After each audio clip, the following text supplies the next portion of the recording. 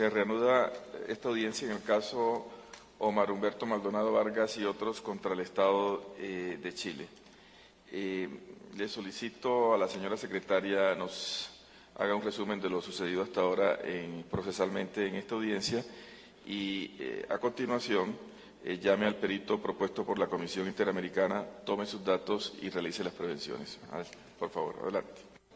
Gracias, presidente. El día de ayer se inició la audiencia escuchando la presentación del caso por parte de la Comisión Interamericana de Derechos Humanos. Con posterioridad, la Corte escuchó a la presunta víctima, Ernesto Galas Guzmán. Posteriormente se recibió el testimonio del señor Jorge Correa Sutil, propuesto por el Estado, así como el peritaje de Jonathan Valenzuela Saldías, también propuesto por el Estado. El día de hoy, la Corte recibirá el peritaje del señor Juan Méndez, propuesto por la Comisión Interamericana de Derechos Humanos. Hará posteriormente un receso de 1 hora para luego continuar escuchando los alegatos finales de las partes y los argumentos finales de la Comisión Interamericana. Llamo ahora a declarar al señor Juan Méndez.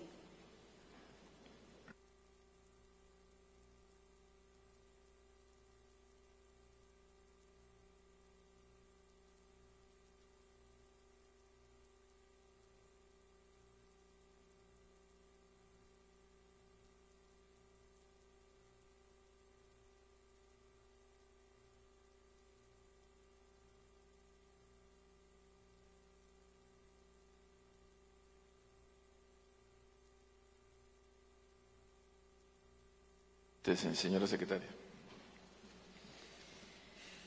Buenos días.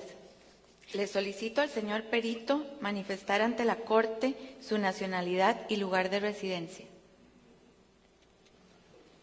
Soy argentino y resido en Estados Unidos. Gracias. El experto deberá limitarse a contestar clara y precisamente la pregunta que se le formula, ajustándose a los hechos o circunstancias que le consten en relación con su experticia. Se informa al señor perito que fue citado para informar al tribunal sobre los estándares internacionales aplicables a la regla de exclusión. El perito se referirá al alcance y contenido de esta regla, así como a las obligaciones estatales derivadas de la misma. En particular, desarrollará los recursos judiciales que deben existir para asegurar la aplicación de dicha regla en todo tipo de procesos, especialmente en procesos penales que ya cuenten con sentencia en firme. El perito tomará en cuenta el desarrollo de este tema en otros sistemas de protección de derechos humanos y, en la medida de lo relevante, ofrecerá una perspectiva de derecho comparado. Se informa al perito que, de acuerdo con el artículo 53 del reglamento de la Corte, los Estados no podrán enjuiciar a las presuntas víctimas, a los testigos y a los peritos, a sus representantes o asesores legales, ni ejercer represalias contra ellos o sus familiares a causa de sus declaraciones, dictámenes rendidos o su defensa legal ante la Corte. Solicito al perito que se ponga de pie para que el señor presidente le tome el juramento de rigor.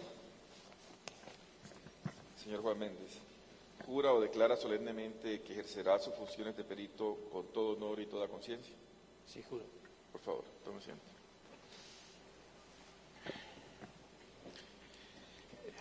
Muy bien, señor perito. Si tiene previsto un espacio de 10 minutos para que haga una presentación general sobre el objeto de su experticio. Por favor, adelante, para luego proceder a las preguntas. Muchas gracias, señor presidente. Ilustre Corte. La prohibición de la tortura a nivel del derecho internacional y también la prohibición de otros tratos o penas crueles, inhumanos o degradantes tiene carácter de norma imperativa de derecho internacional general, o sea, ius cogens, lo cual significa que no admite ninguna limitación ni suspensión y también que se aplica independientemente de si el Estado ha suscrito o no un tratado y no puede abolirse ni por tratado ni por la aparición de una norma consuetudinaria posterior.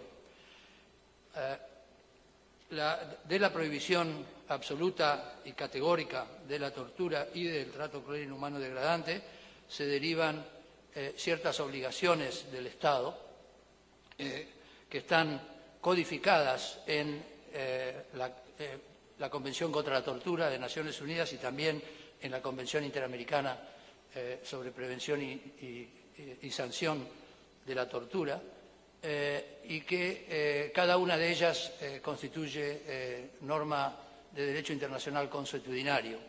Entre ellas está la llamada regla de exclusión, o sea, la obligación del Estado de suprimir de cualquier procedimiento contra una víctima de tortura cualquier declaración o confesión que se haya obtenido bajo esa forma de coerción. Todas las obligaciones derivadas de la prohibición absoluta de la tortura y del trato, pena cruel, inhumano, degradante tienen carácter consuetudinario. Además de la regla de exclusión, esas otras a título ilustrativo serían la obligación de investigar, procesar y castigar cada acto de tortura, la obligación de non-refoulement, o sea, la de no deportar o extraditar a una persona a un lugar donde pueda estar en riesgo de ser torturada, la obligación de prevenir la tortura y también la obligación de ofrecer reparaciones y rehabilitación a las víctimas. Por ser norma de derecho internacional consuetudinario, la regla de exclusión es aplicable a hechos anteriores a la entrada en vigencia de la Convención contra la Tortura para el Estado de que se trate. El principio de exclusión es un elemento de la prohibición absoluta de carácter general de los actos de tortura y otros malos tratos, y también la obligación de impedir o prevenir dichos actos. El Comité contra la Tortura, por ejemplo, en una comunicación número 219 del año 2002, ha sostenido que el carácter amplio de la denominada regla de exclusión responde al carácter absoluto de la prohibición de la tortura, lo que confirma la íntima relación entre ambas y el carácter consuetudinario del que también goza la regla de exclusión, que por lo mismo es también una obligación de carácter absoluto e inderogable por parte de los Estados. Debe recordarse en este sentido que, conforme a la jurisprudencia de la Corte Internacional de Justicia y el artículo 41.2 de los artículos sobre responsabilidad del Estado por hechos internacionalmente ilícitos, ningún Estado podrá reconocer como lícita una situación creada por una violación grave de una norma imperativa. Admitir la invocación como prueba en un procedimiento de una declaración hecha como resultado de tortura supone reconocer como lícita una situación creada por la violación de la norma imperativa que prohíbe la práctica y, por lo tanto, no es válido invocarla. Al respecto, el Comité de Derechos Humanos ha afirmado en su observación general número 32 que, y cito, como tampoco puede suspenderse ninguna de las disposiciones del artículo 7, ninguna declaración o confesión o, en principio, ninguna prueba que se obtenga en violación de esta disposición podría admitirse en los procesos previstos por el artículo 14, incluso durante un estado de excepción.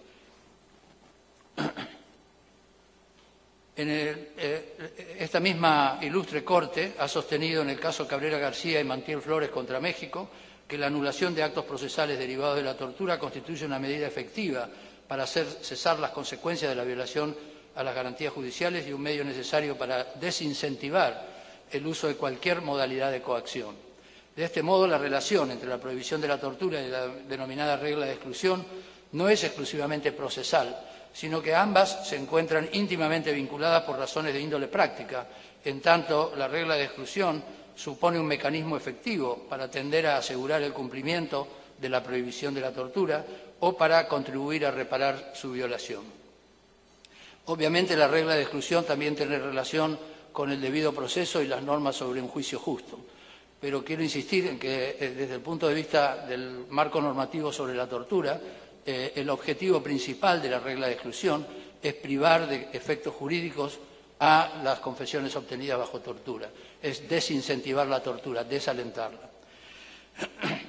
En cuanto a las obligaciones del Estado en relación a esta prohibición de invocar declaraciones obtenidas como resultado de tortura como prueba, como ocurre en relación con todas las obligaciones internacionales, con especial relevancia en el caso de aquellas destinadas a la protección de los derechos humanos, los Estados tienen la obligación de adoptar disposiciones de derecho interno que aseguren que las declaraciones obtenidas como resultado de tortura u otros tratos o penas crueles, inhumanos o degradantes no sean admitidas como pruebas en cualquier procedimiento. Es relevante en este caso, en este sentido, el asunto Joyce Nawila Chiti contra Zambia, del Comité de Derechos Humanos, dictaminado en el año 2004. En cuanto al alcance de la regla de exclusión, las expresiones cualquier procedimiento y también en un proceso, que están respectivamente citadas en los artículos 15 de la Convención contra la Tortura y 10 de la Convención Interamericana para prevenir y sancionar la tortura, han sido interpretadas en sentido amplio, de modo que, en palabras del Tribunal Europeo de Derechos Humanos, y cito, la regla de exclusión no se encuentra limitada a procedimientos penales, sino que se extiende al contexto de comisiones militares, procedimientos migratorios y otros procedimientos civiles o administrativos. Fin de la cita es el caso Othman o Abu Qatada contra el Reino Unido. Así lo ha sostenido también el Comité contra la Tortura, que ha afirmado en su comunicación 219 del año 2012 que la regla de exclusión es una función de la naturaleza absoluta de la prohibición de la tortura e implica, en consecuencia, una obligación de cada Estado parte de determinar si las declaraciones admitidas como prueba en cualquier procedimiento sobre el que tenga jurisdicción han sido formuladas como resultado de la tortura. El Tribunal Europeo de Derechos Humanos, en el caso Arutyonan versus Armenia, ha afirmado que el uso en procedimientos penales de pruebas obtenidas como resultado de tortura y las evidencias incriminatorias así obtenidas nunca deben ser tenidas en cuenta como prueba de la culpabilidad de la víctima, independientemente de su valor probatorio. El Tribunal Europeo afirmó que, sin perjuicio de la existencia de otras pruebas igualmente obtenidas, la utilización de esas pruebas tiñe y califica al juicio en su totalidad como un juicio injusto y debe ser invalidado. La obligación de investigar la tortura es una de estas obligaciones consuetudinarias.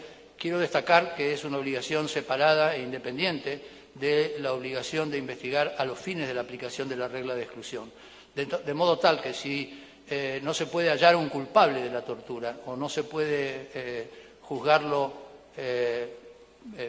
por no haber objeto penal procesal, no implica, sin embargo, que el Estado no tenga la obligación de determinar la existencia de tortura a los fines de la aplicación de la regla de exclusión. Y en las mejores prácticas comparadas que yo he visto, esos procedimientos son separados uno de otro, de manera que la decisión sobre excluir la prueba así obtenida no depende de la identificación de un torturador ni tampoco de la sanción penal que se le pueda imponer. Quiero concluir con la obligación que tiene el Estado de adecuar la legislación interna a las obligaciones internacionales. El derecho interno de un país no puede oponerse como impedimento para el cumplimiento de obligaciones contraídas al suscribir un tratado de derechos humanos u obligaciones que surgen de normas de derecho internacional consuetudinario. Si el derecho interno del país impide el cumplimiento efectivo de la regla de exclusión, tanto en general como para ciertos casos, el Estado debe adecuar su legislación interna a la Convención Americana de Derechos Humanos, a la Convención Interamericana para la Prevención y Sanción de la Tortura, al Pacto Internacional de Derechos Civiles y Políticos y a la Convención contra la Tortura, y arbitrar los medios legislativos, judiciales o administrativos para hacer efectiva la regla de exclusión. Esta regla de exclusión se aplica también a hechos acaecidos años atrás y bajo regímenes dictatoriales, como en el caso que nos ocupa hoy. En la sentencia Almonacid Arellano, la ilustre Corte dijo que el Estado está obligado en todo tiempo a remover todos los obstáculos que se oponen al cumplimiento de las obligaciones internacionales del Estado. Además, la tortura durante la dictadura del general Pinochet está claramente establecido que adquirió carácter de crimen de lesa humanidad y como tal se aplica también la extratemporalidad de la obligación de privar de efectos a la tortura que se aplicó en esos momentos.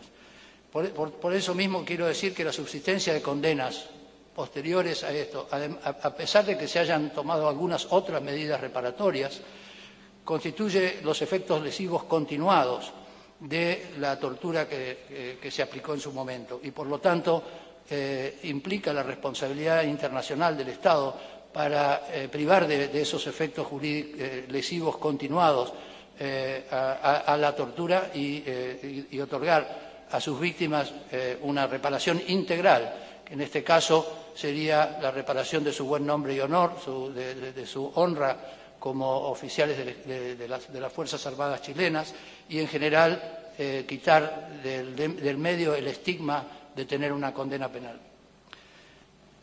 En ese sentido, quiero también expresar mi preocupación por considerar que las sentencias dictadas usando prueba obtenida bajo tortura puedan no ser revisables por haber ocurrido por consejos de guerra y en estado de guerra. Espero que no sea necesario, pero si la Corte tiene que decidir si lo que ocurrió en Chile entre los años del año 73 en adelante fue o no una guerra, también hay normas de derecho internacional que pueden hacer determinar que no fue así, que se trató de actos de represión y no de actos de guerra, y por lo tanto el mismo argumento de que el estado de guerra impide la revisión debería ser declarado inaplicable a este caso.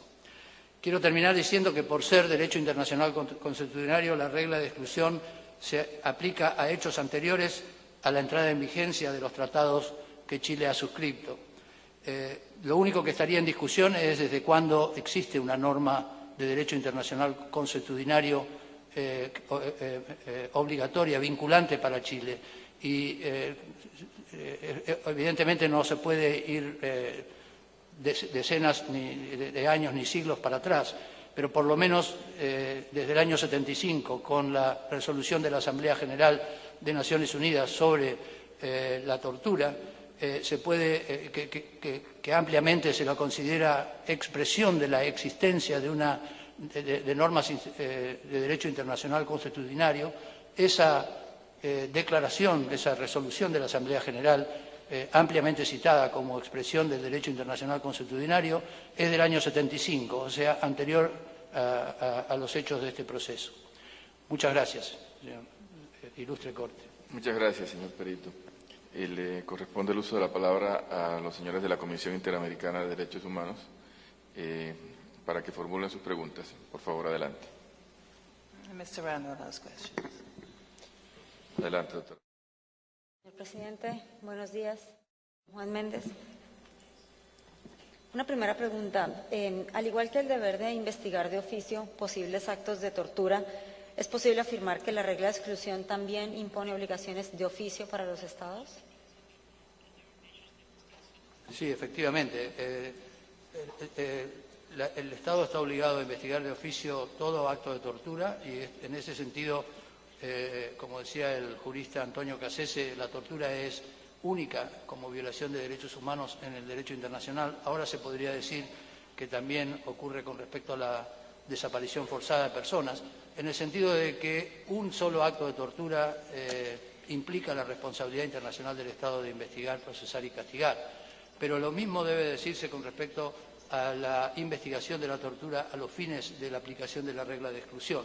Como dije antes, son obligaciones independientes, pero para los dos se aplica la obligación de carácter consuetudinario y, por lo tanto, anterior a la suscripción de Chile por Chile de los tratados que simplemente codifican estas obligaciones. ¿Podría ejemplificar algunos elementos o circunstancias que activan la obligación oficiosa del Estado respecto a la regla de exclusión? Bueno, como han dicho varios órganos de protección internacional, incluido el Tribunal Europeo, por lo pronto la denuncia por parte de la víctima da lugar a esta obligación. Pero también, aunque la víctima no denuncie, como en el caso Aksoy contra Turquía, la Corte Europea ha dicho claramente que si hay algunos indicios de la posibilidad de que se hayan aplicado métodos coercitivos, el Estado está obligado a investigarlos por su cuenta, ex officio, sin necesidad de la aplicación de la denuncia. Incluso el Tribunal Europeo ha dicho que aunque la persona ratifique su confesión, eso tampoco implica que la confesión no haya sido obtenida bajo tortura. porque en las condiciones en que una persona está en el momento de ratificar su confesión, no está en condiciones ni de invocar por razones de miedo, pero tampoco, y más especialmente, de comprobar o de probar, de ofrecer evidencias de que ha sido torturada. Entonces, la jurisprudencia es unánime en decir que esta obligación es una obligación de oficio por parte del Estado. Gracias, señor Perito. Quisiera agregar también que la existencia de documentación y de prueba de un patrón deliberado y sistemático de tortura es otro de los elementos que da lugar a la aplicación de oficio de la regla de exclusión, de la investigación a los fines de la regla de exclusión. Muchas gracias. Señor Perito, el artículo 10 de la Convención Interamericana para Prevenir y Sancionar la Tortura, en una formulación similar al artículo 15 de la Convención de Naciones Unidas, establece que ninguna declaración que se compruebe haber sido obtenida mediante tortura podrá ser admitida como medio de prueba en un proceso, y sigue la cita. Quería preguntarle explícitamente cómo se debe entender la frase que se compruebe, el verbo comprobar en la regla de exclusión. En varios informes que he hecho yo, tanto de casos como de países y también como temáticos, he sostenido que la práctica de algunos estados de transferir la carga de la prueba al denunciante es contraria al derecho internacional. Es contraria, tal vez no en la formulación de la norma en las convenciones, pero sí al objetivo que persigue la norma, que es el de desalentar la tortura. Y también, por supuesto, proveer un juicio justo. Que se compruebe no quiere decir que lo compruebe el denunciante. Que se compruebe es una obligación del Estado. Y como todas las obligaciones del Estado, desde Velázquez Rodríguez sabemos muy bien que son obligaciones que hay que cumplir de buena fe, con todos los instrumentos a cargo del Estado y no con la perspectiva de un mero formalismo destinado a no tener resultados, como estoy parafraseando Velázquez Rodríguez y me excuso por citarlo mal. Gracias, señor Perito. En su presentación inicial usted ya indicó que la aplicación de la regla de exclusión no debe depender de una sanción impuesta a un perpetrador. Quería preguntarle cuáles serían otras formas razonables de comprobación que activarían la regla de exclusión. Bueno, yo creo que son obligaciones distintas de la obligación de investigar, porque obviamente la obligación de castigar requiere un alto nivel de prueba de la responsabilidad del torturador. Pero la aplicación de la regla de exclusión requiere un estándar probatorio menor, porque de lo que se trata es simplemente de que haya habido una posibilidad de que la confesión no haya sido voluntaria. Si hay alguna posibilidad de que la confesión no haya sido voluntaria, el Estado está obligado a excluirla del acervo probatorio contra el acusado. Yo he dicho también en un informe temático sobre la regla de exclusión que el Estado está obligado no solamente a privarla de efectos contra la víctima de la tortura, sino de privarla de efectos en general. Por ejemplo, no se puede usar para las confesiones para otras decisiones, como por ejemplo migratorias o de intercambio de inteligencia entre Estados, etcétera. Y yo creo que eso se justifica nuevamente, ya lo he dicho, por el objetivo que persigue la regla de exclusión, que fundamentalmente es el desaliento a la práctica de la tortura. Señor Perito, queríamos preguntarle si pudiera elaborar sobre la aplicabilidad de la regla de exclusión en procesos que se encuentran finalizados con condena penal en firme y si pudiera hacer una reflexión sobre el tema de la regla de exclusión versus cosa juzgada. Bueno, precisamente porque la regla de exclusión persigue como objeto, por un lado, el objeto de desalentar la tortura y por el otro lado, el de proveer un juicio justo. Y un tercer objeto sería el de ofrecer reparaciones adecuadas a la víctima de la tortura. Esta obligación no puede estar limitada en el tiempo ni en el derecho procesal a través de la aplicación del principio de cosa juzgada, porque lo contrario sería permitir que el ordenamiento jurídico consagre una fundamental injusticia le niegue a la víctima un remedio al que tiene derecho en todo momento, y también terminaría abriendo una ventana para la posibilidad de que actos como el de la tortura tengan efectos jurídicos y de esa manera puedan ser convalidados por el Estado y alentados para que se usen en el futuro también. Efectivamente, y en la misma línea, cuando en los casos en los cuales los medios de comprobación de la tortura surgen después de la condena penal en firme, ¿qué tipo de figuras jurídicas, qué mecanismos como experto usted considera que puede utilizar el Estado para aplicar la regla de exclusión en esas circunstancias? Bueno, el principio general desde el punto de vista del derecho internacional es que los medios son de resorte del ordenamiento jurídico interno. El derecho internacional impone una obligación, pero deja a criterio del Estado la determinación de los vehículos procesales o jurisdiccionales apropiados.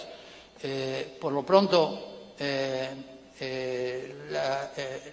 lo más frecuente es que cuando hay una condena con estado de cosa juzgada, que se aplique el recurso de revisión, que implica la presentación de hechos nuevos. Esto es derecho comparado, no es derecho internacional. Pero en esos casos el recurso de revisión debe ser, para poder cumplir con el derecho internacional, debe ser lo suficientemente amplio como para que no haya obstáculos de tipo de competencia de los tribunales ni jurisdiccionales para que se pueda reabrir un caso en la medida, por supuesto, que haya elementos de juicio que podrían llevar a la revisión de ese juicio. En algunos países donde hay amparo contra sentencias, el amparo podría ser otro mecanismo.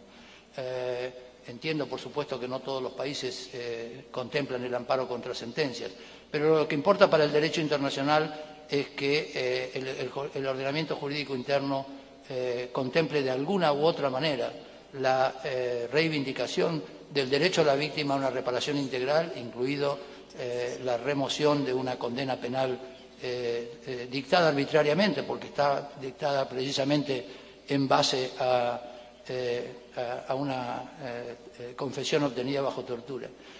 Yo creo que en el derecho internacional de los derechos humanos no se admiten por parte del derecho interno obstáculos de tipo procesal o jurisdiccional al cumplimiento de obligaciones internacionales. Como ha dicho la Corte Interamericana en Almonacid Arellano, el Estado está siempre obligado a remover todos los obstáculos que se oponen al cumplimiento de las obligaciones internacionales del Estado, aun cuando los hechos sean anteriores a la vigencia de la Convención Americana. Lo dijo también la Corte en Barrios Altos, que el Estado está obligado a privar de efectos jurídicos a las violaciones de derechos humanos de este tipo. Con respecto a la tortura, lo mismo pasa. Es obligación del Estado encontrar y arbitrar los medios. Lo máximo que podemos decir es como ejemplos cómo algunos países han hecho esto en derecho comparado. Muchas gracias.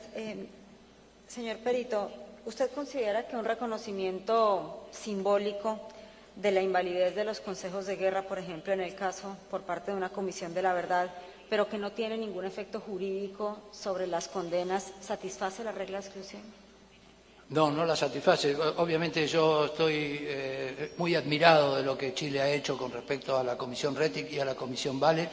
Es uno de los países que más ha avanzado en la reivindicación de los derechos de la sociedad y de todas las víctimas con respecto a las violaciones cometidas por las dictaduras militares. Y, por supuesto, no se remite solamente a esos informes de la verdad, sino también a los juicios, algunos en curso y algunos ya concluidos en Chile. Pero lo que quiero destacar es que cuando se trata de violaciones masivas y sistemáticas como las que ocurrieron en Chile, la obligación va más allá. La misma Comisión Rettig dijo en su momento que lo importante era darle a cada víctima la satisfacción de una verdad circunstanciada e individualizada y también el derecho a la justicia. Yo creo que el derecho a la verdad y el derecho a la justicia se van a completar con respecto al señor Maldonado y sus otros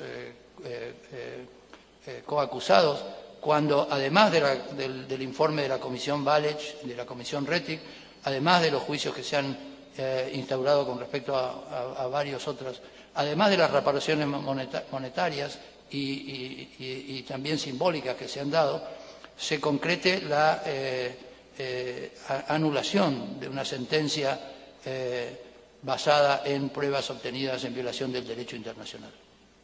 Gracias, señor Perito. Con la venia del señor presidente, voy a pasar la palabra a la presidenta para formular. Adelante, por favor. Just one question. Given what you have said, Una pregunta, ya que usted ha dicho que hay una obligación separada de que el Estado tiene que investigar la tortura, ¿usted cree que tiene que cambiarse el veredicto antes de que se presente un recurso de revisión? Yo dije que las obligaciones de investigar son paralelas pero separadas, y que no, una no depende de la otra. Pero obviamente en casos normales los Estados investigan inmediatamente y la investigación tiene que tener los dos objetivos. Por un lado, de establecer el cuerpo del delito, de que se ha cometido el delito de tortura. Y por el otro también el de identificar a los posibles responsables. Pero si es imposible identificar a los responsables, no quiere decir que el Estado no esté en la obligación, una vez determinado que efectivamente ha habido tortura, efectos jurídicos a las confesiones y declaraciones obtenidas bajo tortura. Por eso lo mejor es, como recientemente ha dictado la Corte Suprema de México, un procedimiento en los cuales ambas investigaciones cursan por vías paralelas, pero son independientes una de la otra, porque lo contrario es, como lamentablemente era la práctica en muchos países, simplemente tomar la denuncia, darle un curso completamente formal y esperar años mientras el detenido sigue preso y efectivamente, como no se puede aun cuando se pueda comprobar la tortura, si la prueba depende de un veredicto de culpabilidad del torturador, lo más probable es que la regla de exclusión no se va a aplicar y pierde todo sentido la regla de exclusión si depende de una sanción penal que tiene obviamente que ser adoptada con todas las garantías del debido proceso. thank you. Han concluido. Muchas gracias, presidente. Antes de concederle la palabra a los señores representantes para que realicen sus interrogantes, quiero destacar que para la Corte es muy significativo la presencia hoy en día de la Comisión Interamericana a través de su presidenta y del señor comisionado. Siempre entendemos que lo hacen con la misma pertinencia y capacidad a través de sus demás agentes y abogados, pero la presencia de la presidenta y de los comisionados como tal es muy significativa y debo resaltarla en el día de hoy. Adelante, por favor, señores representantes.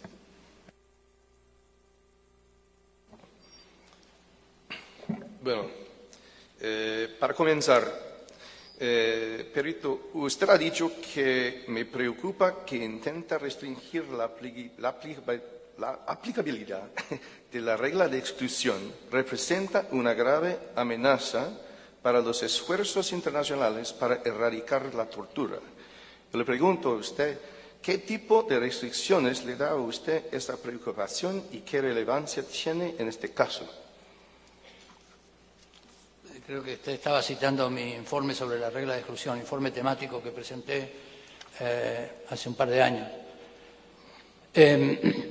Me estaba refiriendo a prácticas de varios estados de no usar confesiones en juicios penales, pero sí aplicarlas, por ejemplo, a determinaciones sobre inmigración o sobre intercambio de inteligencia.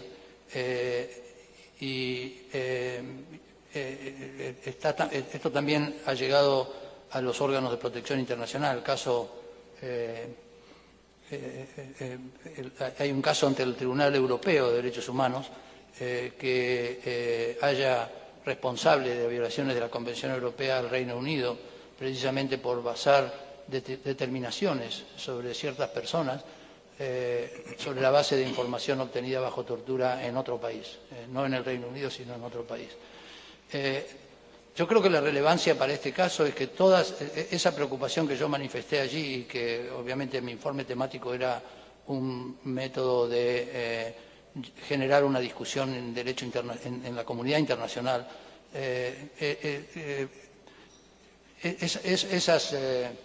esos usos de la tortura constituyen una manera de seguir dándole efectos jurídicos a confesiones y declaraciones obtenidas bajo tortura. De la misma manera que la regla de exclusión no se aplica solamente a las confesiones, sino también a las declaraciones incriminatorias de otros que pueden haber sido obtenidas bajo tortura, también es necesario privarle de efectos jurídicos y prácticos a toda declaración obtenida bajo tortura si lo que queremos efectivamente es desterrar la tortura de nuestras civilizaciones. Yo creo que ese es el objetivo de la regla de exclusión y obviamente de la prohibición contra la tortura. La relevancia que tiene para este caso sería simplemente que este sería otro ejemplo de validez o de eficacia, digamos, más que validez, otorgada a confesiones obtenidas bajo la tortura, más allá de sus implicancias directas con respecto a la sanción aplicada. Evidentemente, los peticionarios en este caso no están cumpliendo condenas, no están presos, no están desterrados de Chile, pero siguen de todas maneras teniendo efectos continuados, como dije, lesivos de sentencias que se le fueron aplicadas basándose en prueba obtenida bajo tortura. Y ese hecho mismo le está dando a la tortura ocurrida ya hace 30 años, 40 años, una eficacia en el tiempo que debe ser subsanada. Gracias, señor Perito. Esa Corte ha dicho que no basta con que los recursos existan formalmente, sino que es preciso que tengan efectividad, es decir, que den resultados o respuestas a las violaciones de derechos reconocidos, y a señalar la existencia de algún recurso adecuado para aplicar la regla de exclusión. Respecto a eso, le pregunto a usted si usted de acuerdo, si puede ser efectivo un recurso que deja aún vigente una sentencia en contra de una víctima como las víctimas en ese caso. Bueno, la cita, si es del caso Velázquez, se refería a formas de tener en los libros recursos que en realidad no tienen ninguna eficacia en la práctica. Yo no creo que esto sea el caso de Chile, o del caso de Chile en este caso, por lo menos, pero sí es análogo porque un recurso que no abre el asunto a los méritos, a ver si hubo o no hubo tortura, que no determina que efectivamente la regla de exclusión es aplicable, porque no se puede abrir, es un recurso ineficaz, es un recurso inefectivo. La Comisión Interamericana, por lo menos lo ha dicho varias veces, creo que es el caso Cantos contra la Argentina, en el que la Corte Suprema de la Argentina simplemente había rehusado abrir el recurso bajo su carácter discrecional, el recurso extraordinario, como se llama en la Argentina, y el mero hecho de no dar una decisión sobre el fondo implica una violación al derecho a un remedio efectivo. Doctor Méndez, ¿usted cree que la regla debe aplicarse aún en situaciones en donde el récord de los antecedentes penales no incluye o no se refiere a la condena, por ejemplo, en ese caso de una condena por un consejo de guerra? No entendí bien la pregunta. Si en un caso hipotético los antecedentes, el récord oficial y penal de una persona que ha sido condenado con una confesión conseguida bajo tortura, ¿Usted cree que, aunque no hay antecedentes o hay mención en esos antecedentes, que se aplica la regla de exclusión? O sea, si el expediente no menciona una denuncia de tortura ni una retractación de la confesión basada en la tortura, yo sigo sosteniendo que la obligación del Estado, obviamente ante una indicación inicial de que hay indicios de que la tortura haya sido practicada en este caso, es obligación del Estado reabrir la causa y analizar si la tortura efectivamente produjo las confesiones que se usaron para sancionar. En ese sentido, la misma existencia de dos informes muy lapidarios, el informe Rettig y el informe de Valech, sobre la persistencia y la aplicación generalizada de la tortura en Chile durante esos años y especialmente en los consejos de guerra, es por lo menos el primer elemento que debería haber dado pie a que el Estado de Chile reabriera todos los juicios en los que pudiera haberse dado esa particularidad. Doctor Méndez, para ser efectivo, el recurso se puede entregar los familiares un recurso de parte de personas fallecidas. Yo creo que sí. Primero quiero insistir en que es una obligación del Estado hacerlo de oficio, no necesita una denuncia de parte, pero en el caso de los familiares hay una legitimación para hacerlo, porque los familiares tienen un interés legítimo en que la memoria del fallecido no esté, digamos, teñida de una condena penal que a su vez fue obtenida bajo tortura, o, digamos, basada en una confesión obtenida bajo tortura. Los parientes cercanos de la persona fallecida tienen también un derecho a un remedio efectivo y, como tal, la posibilidad de instar la reapertura o la revisión de una sentencia de la misma manera que lo podría haber hecho en vida la persona afectada. Gracias. ¿Cuál es su opinión respecto a las obligaciones estatales cuando se reforma la ley en situaciones de transición, de justicia transicional, de un estado de guerra o de estado de sitio, estado excepcional, hacia un estado democrático? Y en particular en casos en donde se reforman la ley para darle la competencia a sus tribunales para revisar sentencias del gobierno anterior. ¿Usted cree que tiene alguna aplicación, su opinión respecto a la obligación del Estado de activar o iniciar procesos en esta situación? Bueno, todas las situaciones de justicia transicional implican una gama bastante amplia de obligaciones del Estado, que han sido consagradas por la jurisprudencia internacional y admitidas por el derecho internacional. Todas ellas están dirigidas a restablecer el orden jurídico afectado por la dictadura, a restablecer el Estado de Derecho, pero especialmente a reivindicar los derechos de las víctimas de las violaciones, reivindicar los derechos de los desaparecidos a través de los derechos de sus familiares, reivindicar los derechos de las víctimas de la tortura, de los condenados en juicios injustos mediante la revisión de las condenas y reivindicar los derechos de las víctimas de la tortura a una reparación efectiva y una rehabilitación.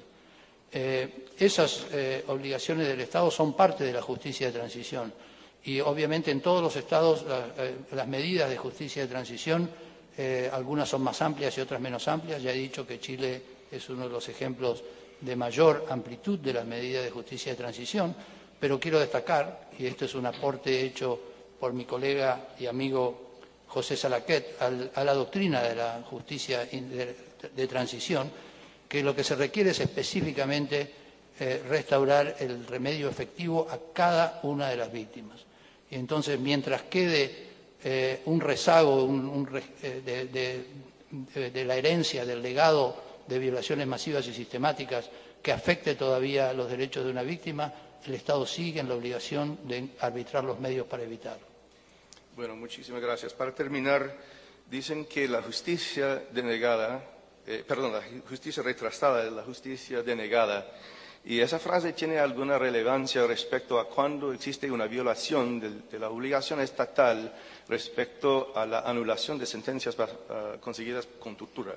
Bueno, obviamente el esquema de la Convención contra la Tortura hubiera obligado al gobierno chileno en la época de la dictadura primero, a no torturar, segundo, a no usar la confesión y tercero, a reabrir la causa y anular la sentencia en su momento. Pero el hecho de que no se haya hecho en su momento no quiere decir que no se pueda hacer en el futuro.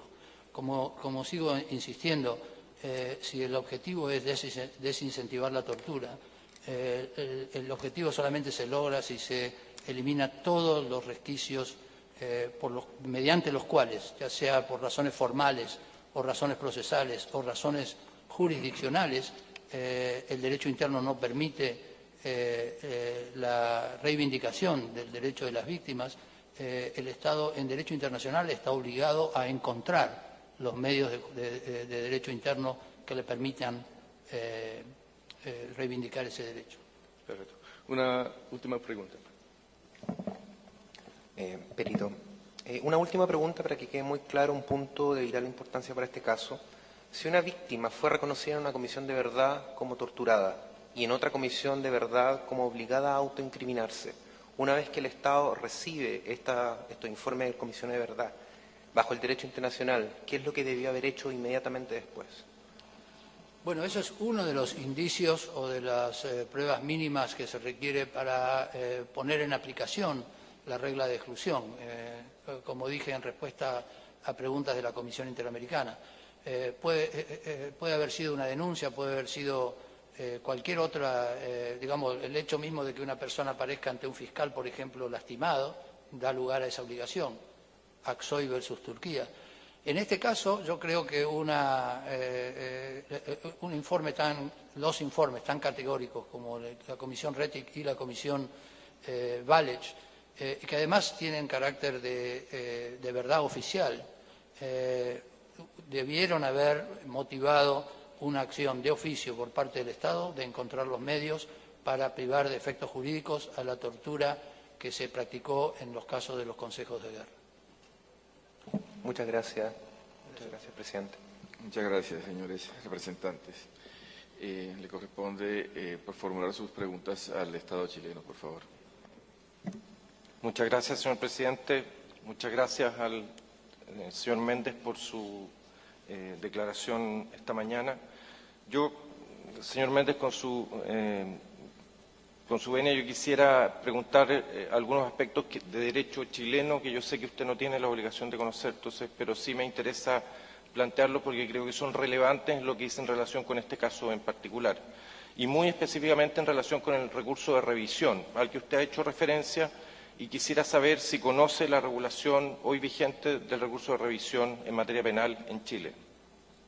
No, no la conozco. Muy bien. Yo, si me permite, señor presidente, yo quisiera nada más decirle que en Chile existe el recurso de revisión, que es un recurso que precisamente puede interponerse en contra de sentencias que gozan o están basadas en autoridad de cosa juzgada, que no requiere de una sentencia penal que declare, por ejemplo, que ha existido tortura y que además está regulado en términos en que la legitimación activa para interponer el recurso está extendida, por ejemplo, a todos los parientes de una víctima. ¿Usted estima que un recurso de esas características es un recurso que permitiría aplicar la regla de exclusión en contra de sentencias que gozan de cosa juzgada? Sí, yo creo que es un modelo muy admirable y eficaz de un recurso de revisión que permite al Estado reabrir causas y aplicar la regla de exclusión, aun cuando ha pasado tiempo o cuando la víctima no ha sobrevivido. Lo que importa, sin embargo, es si hay algún otro obstáculo de tipo procesal que implica que ese recurso de revisión puede ser muy amplio para una gran categoría de víctimas, pero hay algunas categorías de víctimas que merecen recursos de revisión y que de alguna manera u otra el recurso de revisión no se les aplica. Eso es lo que me parece a mí que el derecho internacional prescribe con respecto a las obligaciones internacionales de Chile. Quisiera preguntarle entonces si usted estima que en relación con las víctimas de la tortura durante la dictadura militar, o más específicamente respecto a las víctimas de tortura en este caso, en el caso del Consejo de Guerra, caso 1-73, ¿existe algún impedimento para que se les pueda aplicar a ellos el recurso de revisión? Presidente. Sí. Queremos objetar la pregunta porque el objeto del peritaje por el cual comparece el perito Juan Méndez se refiere a los estándares internacionales aplicables a la regla de exclusión. El perito se referirá al alcance y contenido de la regla, así como obligaciones estatales derivadas de la misma. Entendemos que se podrá hacer por parte del Estado de Chile alguna referencia al derecho local, aun cuando no sea el objeto mismo del peritaje, pero no nos parece aceptable, de acuerdo al mismo reglamento de esta honorable Corte, que pueda entrarse o poner al perito en la situación de discutir el detalle de normas de derecho chileno que evidentemente no conoce y no tiene por qué conocer porque no es el objeto del peritaje. Sí, absolutamente válida su observación, pero también absolutamente pertinente la forma como se está desempeñando el interrogatorio. El perito habla desde la perspectiva de su conocimiento y opina sobre lo que se le está planteando, no como experto en derecho chileno, que no puede hacerlo, como lo dijo desde el principio. Así que, por favor, continuemos. Gracias. Desde el punto de vista del derecho internacional, yo quiero volver a decir lo que he dicho. Chile es uno de los países que más ha hecho por la justicia de transición en general y por el cumplimiento de los principios de la justicia de transición, que, por otra parte, son obligaciones del Estado, son obligaciones afirmativas del Estado. Lo que también creo que una de las contribuciones geniales de Chile es la noción de que la justicia de transición no es solamente reparatoria en general para la sociedad, ni reparatoria en general para el Estado de Derecho, sino que es reparatoria también para cada víctima. En ese sentido, entonces, obviamente, si el recurso de revisión estuviera abierto para el señor Maldonado y sus coacusados, me parece que no estaríamos acá. Si hay algún obstáculo de orden procesal o jurisdiccional o legal en Chile que hace que este caso esté ante la Corte Interamericana, yo lo que quiero decir es que desde el punto de vista del derecho internacional el Estado de Chile está obligado a remover ese obstáculo. Siguiendo sus palabras, señor Méndez, entonces, si no existe un obstáculo para que se pueda hacer valer este recurso, no habría razón por la que este caso pudiese estar acá.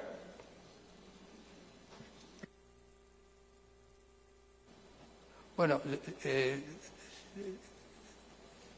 si las condenas están subsistentes, están todavía con efectos jurídicos válidos, hay razón para estar acá, hay razón para conseguir de alguna manera que el Estado de Chile cumpla con su obligación internacional de proveer a estas víctimas de un recurso efectivo, y en este caso el recurso efectivo es la regla de exclusión, y si hay obstáculos para la aplicación de la regla de exclusión a estos casos, es la razón por la que estamos ante la Corte Interamericana.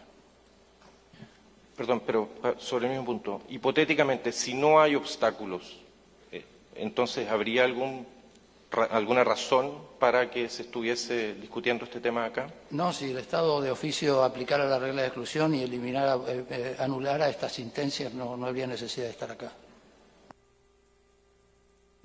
¿Y si las partes pudieran solicitar eso? ¿Si la víctima pudiera solicitarlo? ¿Si sus familiares pudieran solicitarlo? Como he dicho, la regla de exclusión es de aplicación de oficio. Así lo han dicho todos los órganos de protección internacionales. Si el Estado, como dije, tiene que arbitrar los medios para hacer efectiva la regla de exclusión. Si el Estado simplemente espera que los peticionarios formulen una denuncia, en la práctica está poniendo la carga del inicio de las actuaciones, pero también posiblemente la carga probatoria de la regla de exclusión en las víctimas de la tortura, y eso es violatorio de los principios internacionales aplicables a la tortura y a la regla de exclusión específicamente.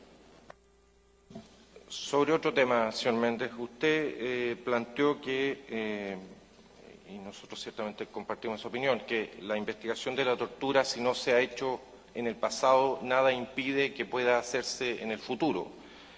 Yo entiendo que esa afirmación incluye, por tanto, la posibilidad, por ejemplo, en el caso como el de Chile, esto pudiese hacerse cuando no se haya iniciado de oficio, pueda hacerse en el futuro de oficio a instancias del Estado. Yo lo que sostengo es que debe hacerse de oficio a instancias del Estado. Por último, señor Méndez, yo quisiera saber si usted sabe que la totalidad de los casos de los peticionarios de este caso y del Consejo de Guerra 173 han sido o están siendo objeto de investigaciones penales que están aún pendientes.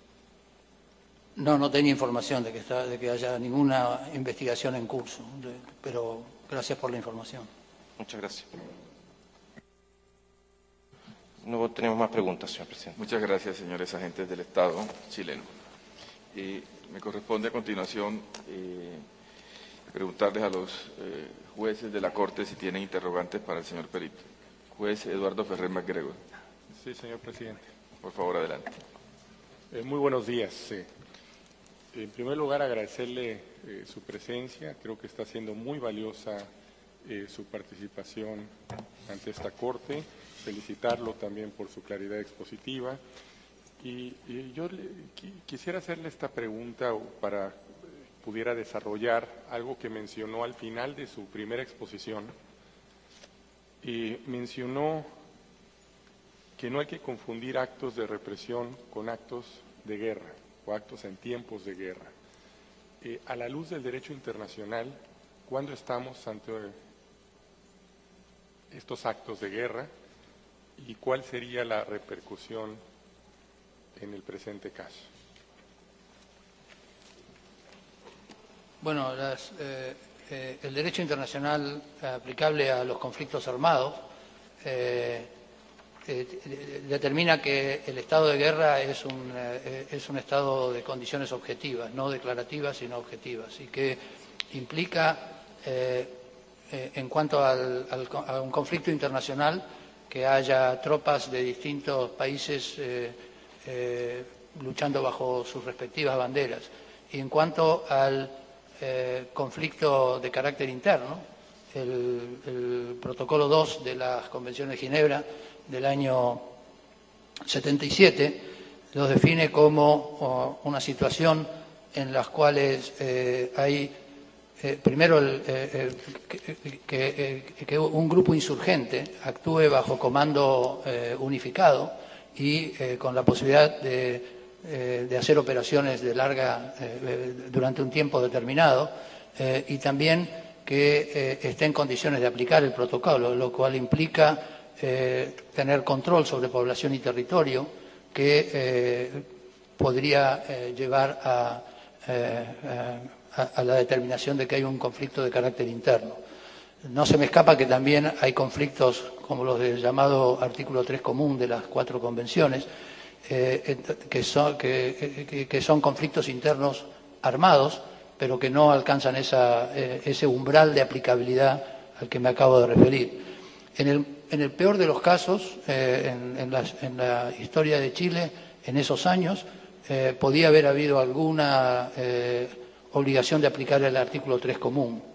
Y el artículo 3 común es simplemente una especie de norma básica aplicable a todo tipo de conflicto, que implica, entre otras cosas, por ejemplo, no torturar a los acusados de insurgencia, no disparar contra la población civil, etcétera. Pero, por lo que yo sé de la historia de Chile, y obviamente no soy experto en ello, nunca hubo en Chile del año 73 en adelante una situación de conflicto armado prolongado en el tiempo, con un comando unificado, con operaciones unificadas y con un mando único, y mucho menos con control de población y territorio que le hubiera permitido a la insurgencia actuar como una especie de cuasi-estado. Por eso me referí medio al pasar, pero le agradezco la pregunta, que si la premisa básica de la imposibilidad de revisar estas sentencias fue que no hay recurso de revisión para sentencias pasadas por consejos de guerra en estado de guerra, la premisa del estado de guerra hay que cuestionarla. A ver si le entiendo. Lo que nos está diciendo es que, según su criterio, no estábamos en tiempo de guerra y, por lo tanto, no eran competentes los consejos de guerra o tribunales militares para conocer de la causa. No, lo que quiero decir, porque pueden haber sido competentes por el estado militar de los acusados. Lo que quiero decir es que el Estado tenía la obligación de permitir la revisión judicial de sentencias dictadas por tribunales que en el fondo son tribunales administrativos, no tribunales judiciales, porque la justicia militar es una justicia administrativa. Y si el obstáculo es que no hay competencia para revisar sentencias dictadas durante el estado de guerra, ese es un elemento fáctico que la Corte Interamericana puede, con lo que conoce de la historia de Chile, determinar si es correcto o incorrecto. Me refiero exclusivamente a la posibilidad de revisar las sentencias, no a la competencia original de los tribunales militares. Muchísimas gracias. Gracias a usted, señor juez. Eso sería todo, señor presidente. Gracias, juez Ferrer MacGregor. Le pregunto al señor juez Alberto Pérez Pérez. Señor presidente, la claridad y contundencia de las declaraciones del señor perito, que mucho agradecemos, hace innecesaria cualquier pregunta adicional. Muchas gracias. Muchas gracias, señor juez. Juez Diego García Sayán. Muchas gracias, presidente. Muchísimas gracias, señor perito, por la claridad de su presentación y la claridad de sus respuestas que le permiten a la Corte tener elementos de análisis realmente muy importantes para el tratamiento de este caso.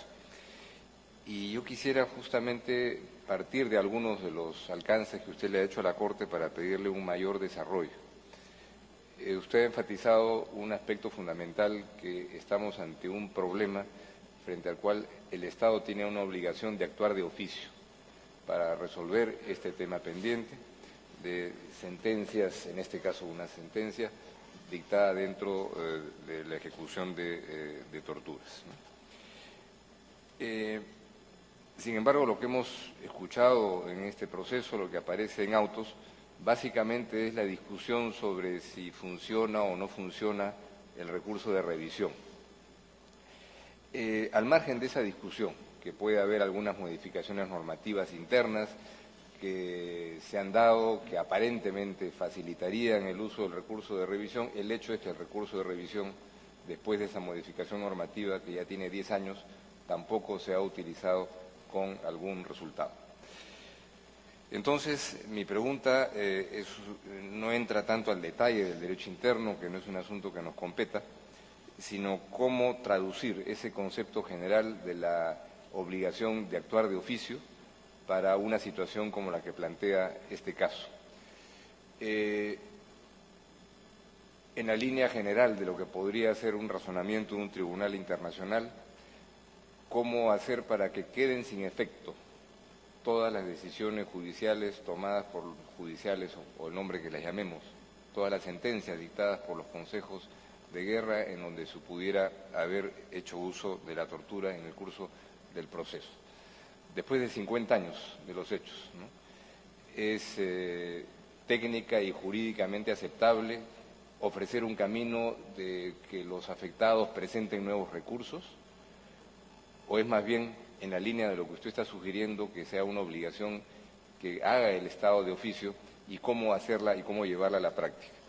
Porque la Corte ha escuchado aquí en la audiencia una objeción formal de derecho interno que afecta este razonamiento, en la que se nos dice que nadie, ni el presidente ni el Congreso, puede abocarse, puede tocar decisiones judiciales o revivir procesos fenecidos, ¿no? Estamos en este caso ante una aplicación posible de un principio de esta naturaleza, o siendo no es el caso, cómo podría pensarse hipotéticamente, ¿no?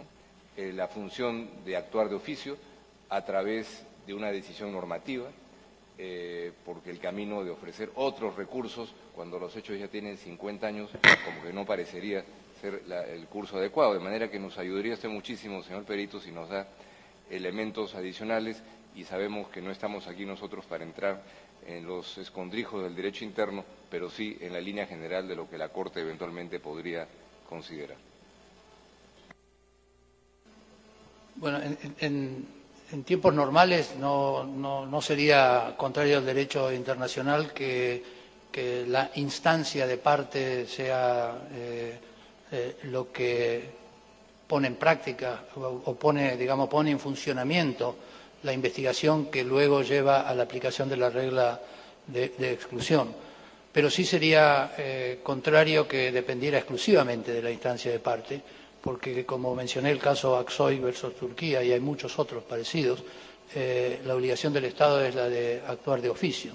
Y si es de actuar de oficio en el momento en que se produjo, o inmediatamente después de que aparezcan los signos de tortura, no hay ninguna razón para decir que más tarde sea solamente a instancia de parte. Además, depende obviamente de si la instancia de parte implica también el acercar las pruebas de la tortura, porque, como usted bien dijo, señor juez, 50 años después va a ser imposible ofrecer pruebas materiales, por lo menos, de que las confesiones fueron obtenidas bajo tortura. Por eso yo insisto que si la obligación es una obligación de oficio del Estado, yo no encuentro ninguna violación de la separación de poderes en que el Estado dicte normas a través del Congreso que instruya, por ejemplo, a los fiscales a instar de oficio la aplicación de la regla de exclusión aún a las causas fenecidas y pasadas en autoridad de cosa juzgada, en la medida en que haya objetivamente y razonablemente una base fáctica que lo permita. Por eso lo que quiero insistir es que el Estado está en la obligación de arbitrar los medios para cumplir el derecho internacional. No, el derecho internacional no le va a decir al Estado cómo lo tiene que hacer, pero lo contrario, es decir, invocar normas de derecho interno para el incumplimiento de una norma de derecho internacional es inaceptable para el Estado, para el derecho internacional. Muy clara su respuesta. Muchísimas gracias, señor perito. Muchas gracias, juez Diego García Sayán. Señor juez Manuel Ventura. Muchas gracias, señor presidente. Primero que todo, agradecerle al doctor Juan Méndez la claridad de su exposición. Nos va a ser de gran ayuda para la solución de este caso, sin la menor duda. Yo me estaba recordando en este momento de la deliberación de un caso ante la Corte Interamericana hace unos 10 años contra el Estado de Guatemala, en la cual participó como juez ad hoc quien había sido comisionado, el doctor Óscar Luján Fapiano. Y él planteó que debía utilizarse en ese caso la institución de la cosa juzgada fraudulenta. Y a partir de entonces, no solamente en ese caso, sino que me acuerdo yo de 2 o 3 casos más, se ha utilizado esa institución, cosa juzgada fraudulenta. ¿Consideraría usted, doctor Méndez, como experto en esta materia, que estamos en presencia de un caso similar? Bueno, según mi memoria, la cosa juzgada fraudulenta se ha aplicado en derecho interno primero, pero también, como usted bien dice, señor juez, por la Corte Interamericana misma, para esos casos en los cuales supuestamente se abre una instancia y se cierra por falta de pruebas y después se invoca como causa juzgada que no se puede reabrir. Recuerdo perfectamente el caso de tribunales militares argentinos con el capitán Astiz, que nadie sabía que había sido juzgado por tribunales militares, y cuando lo fueron a juzgar en la época de Alfonsín, él invocó la cosa juzgada. Eso es un caso típico de cosa juzgada fraudulenta, porque sin intervención de las víctimas de esas violaciones, sin intervención del público en general, en secreto se dictó una cosa juzgada que favorecía a Astiz. Pero yo creo que la Corte, cuando en Almonacid Arellano, donde se refiere a la cosa juzgada fraudulenta, habla también de casos menos graves de fraude, pero que pueden ser cosa juzgada fraudulenta también. Si en el momento en que se aplica el principio de cosa juzgada, o mejor dicho, en el momento anterior a la aplicación del principio de cosa juzgada, es decir, en la sentencia misma que adquiere carácter de cosa juzgada, hay una violación de los principios fundamentales del debido proceso y de juicio justo. Y yo creo que hay pocas violaciones más claras del juicio justo que basar una sentencia en una confesión obtenida bajo tortura. De manera que si hubo un momento en que no se pudo verificar la aplicación de la regla de exclusión, después afirmar que esa sentencia ha pasado en autoridad de cosa juzgada, es violatoria de este principio internacional al que me estaba refiriendo. Muchas gracias, doctor Méndez. Muy agradecido por su respuesta. Gracias, juez Manuel Ventura. Juez Roberto Caldas.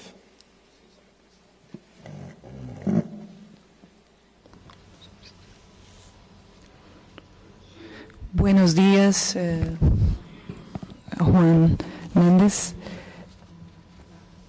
Estoy totalmente de acuerdo con las manifestaciones de los colegas y quisiera aprovechar la ocasión para preguntarle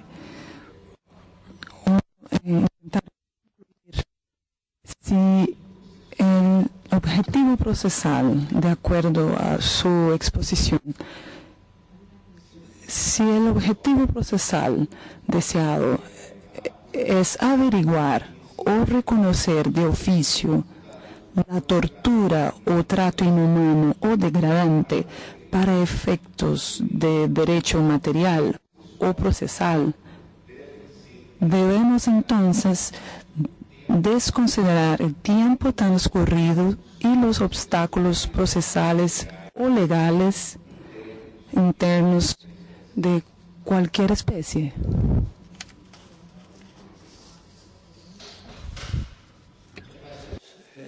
Señor juez, precisamente eso es lo que digo, desde el punto de vista de el objetivo, el fin teleológico de la norma de la regla de exclusión, pero también del juicio justo y también del derecho de la víctima a un recurso, a un remedio efectivo. Todo indica que interponer derecho interno al cumplimiento de esas obligaciones, incluido normas como la prescripción o la cosa juzgada, implican responsabilidad estatal del Estado por incumplimiento de obligaciones internacionales. Como esta ilustre Corte lo ha dicho en varias ocasiones, pero vuelvo a recordar el caso Almonacid Arellano, esos casos se aplicaron también independientemente del tiempo transcurrido, independientemente de las circunstancias de derecho interno procesal, de fondo, material, incluso constitucional, porque no hay en derecho internacional la posibilidad de invocar normas de derecho interno para el incumplimiento de obligaciones internacionales.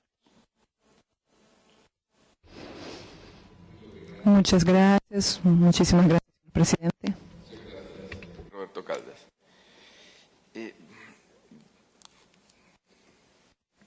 Yo vengo de ser juez interno, entonces eso hace que tenga también unas preocupaciones que son usualmente las que se les dan desde los ordenamientos internos cuando tienen unas competencias y una serie de atribuciones sobre temas como los que se están planteando. Me explico. Creo que esta decisión que se nos presenta en este caso, por supuesto, teniendo presente que el centro es el derecho y la persona y las víctimas, también nos ofrece una importante oportunidad para precisar el alcance de las obligaciones del derecho internacional sobre derechos humanos frente a las autoridades nacionales. Entonces creo que aquí hay que tener una importante reflexión sobre la cual quiero solicitarle su opinión. Sin duda alguna, la revisión de una sentencia que ha sido basada en pruebas obtenidas por tortura es inaceptable. Digamos, es un asunto que tiene que ser resuelto y que no puede dar lugar a que el ordenamiento tiene que prever mecanismos para que este tipo de situaciones no permanezcan. En eso, digamos que es así.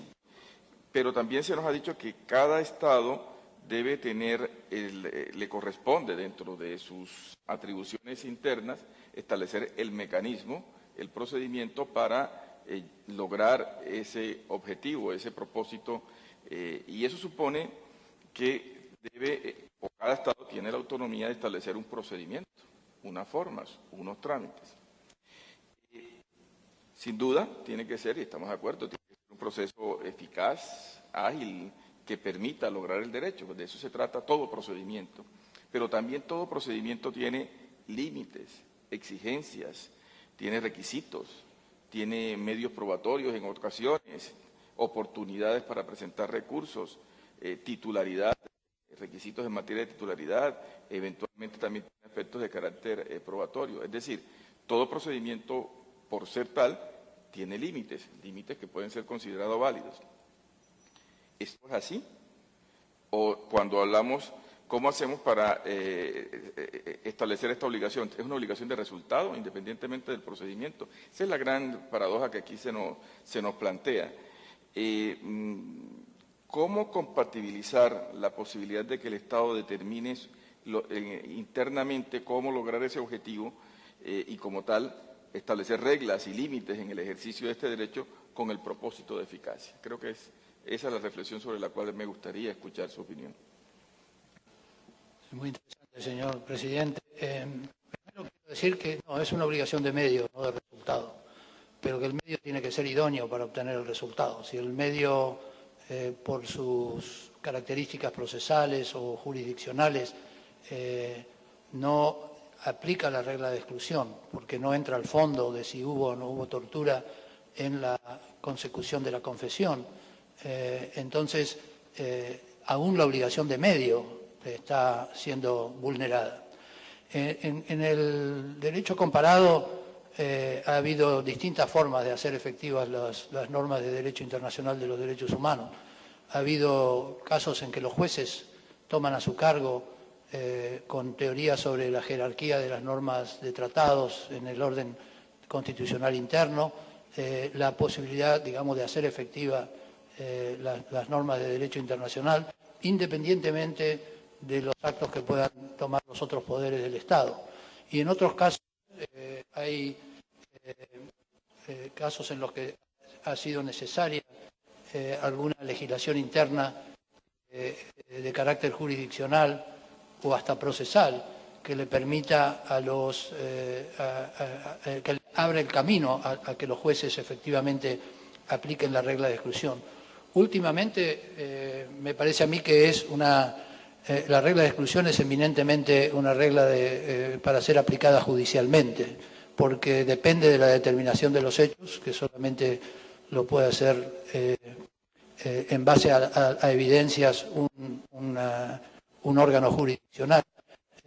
Pero también es necesario que el Estado arbitre los medios. Desde el punto de vista, de nuevo, del derecho internacional, si se hace a través de una reforma constitucional, de una reforma legislativa, de los más altos órganos jurisdiccionales a sus otros órganos, de instrucciones a los fiscales, por ejemplo, para que impulsen acciones. Lo que importa desde el punto de vista del derecho internacional es que el Estado tiene la obligación de arbitrar los medios. Y de nuevo vuelvo a insistir, no se trata simplemente de un plumazo eliminar el efecto jurídico de confesiones obtenidas bajo tortura. aunque eso también se podría haber intentado, pero sí de dar a las víctimas de la tortura un recurso efectivo y que implique no solamente un reconocimiento genérico de que ellos fueron parte de una práctica, víctimas de una práctica de torturas, no tampoco una reparación monetaria, no tampoco la posibilidad de volver al país, sino también la de ser considerados en el derecho interno y, por supuesto, también en el derecho internacional, como personas que no fueron condenadas penalmente, sino que fueron porque fueron condenadas en base a un juicio eminentemente injusto, porque se basó en la tortura y porque no se aplicó debidamente la regla de exclusión en su momento. Por eso quiero insistir en que hay en derecho comparado distintas formas de llegar a este resultado. Lo importante es llegar al resultado. Todavía las víctimas están esperando la posibilidad de gozar de un remedio efectivo.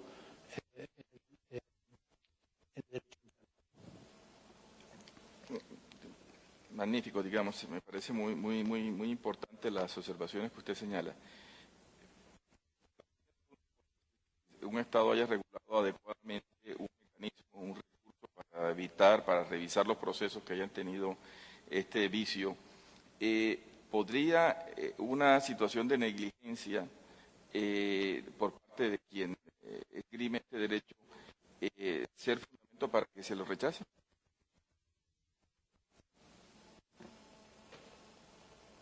Bueno, obviamente si la legislación que permite reabrir impone alguna forma de instar el procedimiento,